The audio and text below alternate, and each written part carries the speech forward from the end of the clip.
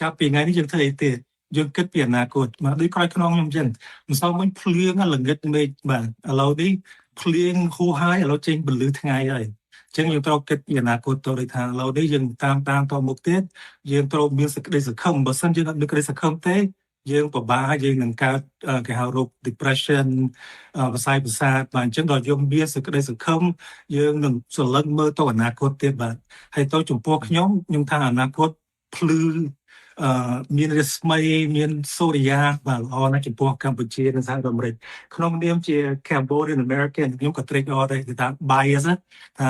president របស់យើងខ្ញុំបានចោះទៅចូលរួមនឹងកម្មវិធី peace signing មកជាវត្តសាស្ត្ររបស់ខ្មែរយើងអញ្ចឹងចំពោះខ្ញុំតាមមើលទៀតបាទតាមមើលទៀតចាំមើលសិនទៅថាធម្មតាដូចយើងមើលកុនភាគអញ្ចឹងដល់តែយើងមើលតភាគទី1ភាគទី2ទៀតបាទលោក Randy Mot អ្វីទៅដែលលោកចង់ឃើញអំពីការអនុវត្តបន្ថែមទៅលើកិច្ចព្រមព្រៀងសន្តិភាពរវាងកម្ពុជាថៃនេះតើលោកចង់ឃើញអ្វីជាដុំកំភួនបាទជាព័ត៌មានដូចថាខាង inspector ដូចថាខាងអាស៊ានទៅ inspect បាទដើម្បីផ្ដល់ព័ត៌មានមកពីរបាយការណ៍មើលថា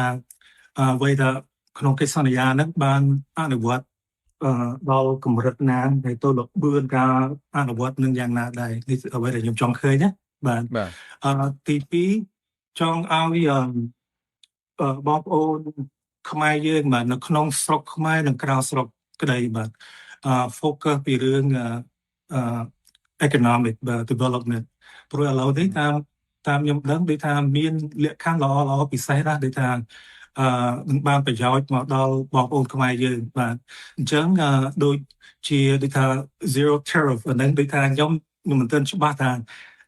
ស្អីខ្លះនៅក្នុងចំណុចហ្នឹងទេប៉ុន្តែនេះជាអ្វីដែលយើងគួរនាំគ្នាស្រាវជ្រាវដើម្បីដូចថាជួយប្រទេសជាតិគឺថា Cambodian first បាទអញ្ចឹងអ្វីដែលផលិតនៅស្រុកខ្មែរផលិតដល់បងប្អូនខ្មែរយើងចូលរួមដើម្បីគ្រប់គ្រងផលិតផលនិងសេវារបស់បងប្អូនខ្មែរយើងហើយតើអ្វីដែលខ្ញុំចង់ឃើញមកឆាប់ឲ្យដូចថាការសញ្ញេនៅក្នុង peace agreement ហ្នឹងអនុវត្តដើម្បីឲ្យយើងនឹងដូចថាបត់ឆាប់ទៅមុខទៀតបាទហើយតើអ្វីចង់ឃើញហ្នឹងដូចថាខាងថៃហ្នឹងដូចថាការពិសេសចាក់កុំឲ្យស្ដោះឲ្យនៅទៅវិញបាទនេះអ្វីចង់ឃើញហើយទៅចង់ឃើញដូចថាឲ្យបានលឿនបើសិនអាចបាទដូចខ្ញុំជម្រាបចឹងដូចថាខ្ញុំជារះសាមញ្ញទេប៉ុន្តែគ្មានអំណាចអីនៅក្នុងដោះស្រាយបញ្ហាពិភពលោកទេប៉ុន្តែអ្វីដែលចង់ឃើញឲ្យបានរឹតតែឆាប់ដល់ល្អដូចថាអង់គ្លេស after the storm the sun will